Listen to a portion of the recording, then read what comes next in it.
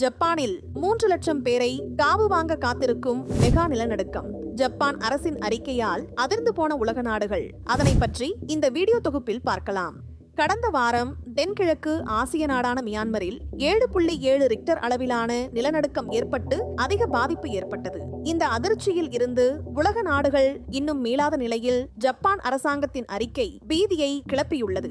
March 31 ஜப்பானிய அரசாங்கம் வெளியிட்ட புதிய அறிக்கையின்படி பேரழிவு விளைவுகளை ஏற்படுத்தக்கூடிய ஒரு மெகா த்ரஸ்ட் நிலநடுக்கத்திற்கு ஜப்பான் தயாராகி வருகிறது. நான்கை பள்ளத்தாக்கில் நிகழும் 9 ரிக்டர் அளவிலான நிலநடுக்கத்தின் மோசமான கணிப்புகளை இந்த அறிக்கை கோடிட்டு காட்டுகிறது. இது சுமார் 3 லட்சம் இறப்புகளை ஏற்படுத்தக்கூடும், 12 மில்லியனுக்கும் அதிகமான மக்களை இடம்பெயர செய்யலாம் மற்றும் 270 டிரில்லியன் வரை பொருளாதார சேதங்களுக்கு வழிவகுக்கும். இது நாட்டின் மொத்த உள்நாட்டு உற்பத்தியில் கிட்டத்தட்ட பாதியாகும். ஜப்பானின் பசிபிக் கடற்கரையிலிருந்து நில அதிர்வு மிகுந்த பகுதியாக இருக்கும் நான்கை பள்ளத்தாக்கு அதன் டெக்டோனிக் செயல்பாடுகளுக்கு பெயர் பெற்றது. அங்கு பிலிப்பைன்ஸ் தட்டு யூரேஷிய தட்டுடன் சங்கமிக்கிறது. இந்த புவியியல் தொடர்பு குறிப்பிடத்தக்க அழுத்தத்தை உருவாக்குகிறது. இது அறிக்கையில் குறிப்பிடப்பட்டுள்ளபடி ஒவ்வொரு 100 முதல் 150 ஆண்டுகளுக்கு ஒரு பெரிய பூகம்பத்தின் வடிவத்தில் வெளியிடப்படலாம். அடுத்த 30 ஆண்டுகளுக்குள் இந்த பகுதியில் 8 முதல் 9 ரிக்டர் அளவுள்ள நிலநடுக்கம் ஏற்படுவதற்கான 80% நிகழ்தகவு இருப்பதாக நிபுணர்கள் மதிப்பிடுகின்றனர். குளிர்கால இரவில் பலர் வீட்டில் இருக்கும்போது அல்லது பயணம் செய்யும் போது ஏற்படும் நிலநடுக்கம் மிகவும் அவநம்பிக்கையான சூழ்நிலையாக இருக்கும். இதனால் உயிரிழப்புகள் ஏற்படும் அபாயம் அதிகரித்து மீட்பு முயற்சிகள் சிக்கலாகிவிடும் என்று அறிக்கை வலியுறுத்துகிறது. ஷிசுவோகா மாகாணம் மிகவும் பாதிக்கப்படும் என்று எதிர்பார்க்கப்படுகிறது. அங்கு மட்டும் 100,000க்கும் மேற்பட்ட இறப்புகள் ஏற்படக்கூடும் என்று கணிப்புகள் தெரிவிக்கின்றன. டோக்கியோ மற்றும் ஒசாகா போன்ற பிற முக்கிய நகர்ப்புற மையங்களும் குறிப்பிடத்தக்க தாக்கங்களை சந்திக்கும் என்று எதிர்பார்க்கப்படுகிறது. மதிப்பிடப்பட்ட பொருளாதார இழப்புகள் முந்தைய கணிப்புகளை விட அதிகரித்துள்ளன.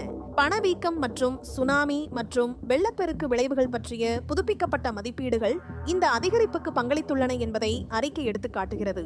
ஒப்பிடுகையில் கடந்த ஆண்டு ஜப்பானிய அரசாங்கத்தின் எச்சரிக்கை குறிப்பாக நான்கை பள்ளத்தாக்கு பகுதியில் ஏற்பட்ட 7.1 ரிக்டர் அளவிலான நிலநடுக்கம் ஏற்படுவதற்கான சாத்தியக்கூறுகள் குறித்து கவலைகளை எழுப்பியது. முந்தைய எச்சரிக்கை பேரழிவு நிகழ்வின் ஒப்பீட்டளவில் அதிக வாய்ப்பு இருப்பதை குறிக்கிறது. இது இப்போது இந்த சமீபத்திய அறிக்கையால் உறுதிப்படுத்தப்பட்டுள்ளது. 2011ஆம் ஆண்டு ஜப்பானில் 9 ரிக்டர் அளவிலான பேரழிவை ஏற்படுத்திய நிலநடுக்கம் மிகப்பெரிய சுனாமியை தூண்டியது. இதன் விளைவாக புகுஷிமா டைச்சி அணுமின் நிலையத்தில் 3 உலைகள் இடிந்து விழுந்து 15,000க்கும் மேற்பட்டோர் உயிரிழந்தனர். இந்த பேரழிவின் நினைவுகள் பொதுமக்களின் மனதில் ஆழமாக பதிந்து சமீபத்திய கணிப்புகள் மேலும் அச்சமூட்டுகின்றன.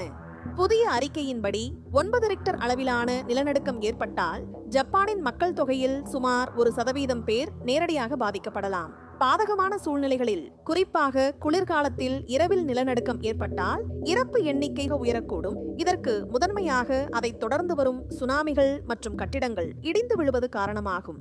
இந்த பேரழிவுக்கான சாத்தியக்கூறுகளுக்கு ஜப்பான் தயாராகி வரும் நிலையில் எச்சரிக்கைகளை தீவிரமாக எடுத்துக்கொள்ளவும் அவசர கால திட்டங்களை செயல்படுத்தவும் அரசாங்கம் குடிமக்களை வலியுறுத்துகிறது.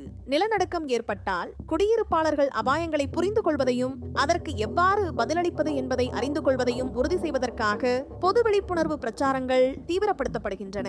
இந்த கண்டுபிடிப்புகளின் அடிப்படையில் அரசாங்கம் கட்டிட குறியீடுகளை மேம்படுத்துதல், வழக்கமான பூகம்ப பயிற்சிகளை நடத்துதல் மற்றும் இதுபோன்ற பேரழிவுகளின் தாக்கத்தை குறைப்பதற்கான முன்கூட்டியே எச்சரிக்கை அமைப்புகளில் முதலீடு செய்தல் ஆகியவற்றிற்கு அதிக வளங்களை ஒதுக்கும் என்று எதிர்பார்க்கப்படுகிறது. குறிப்பிடத்தக்க நில அதிர்வு நிகழ்வு ஏற்பட்டால் உயிர் இழப்பு மற்றும் சொத்து சேதத்தை குறைப்பதே இதன் நோக்கமாகும். இந்த வீடியோ உங்களுக்கு பிடித்திருந்தால் லைக் மற்றும் ஷேர் செய்யுங்கள். மேலும் இதுபோன்ற சுவாரஸ்யமான வீடியோக்களுக்கு எங்கள் சேனலை சப்ஸ்கிரைப் செய்யுங்கள்.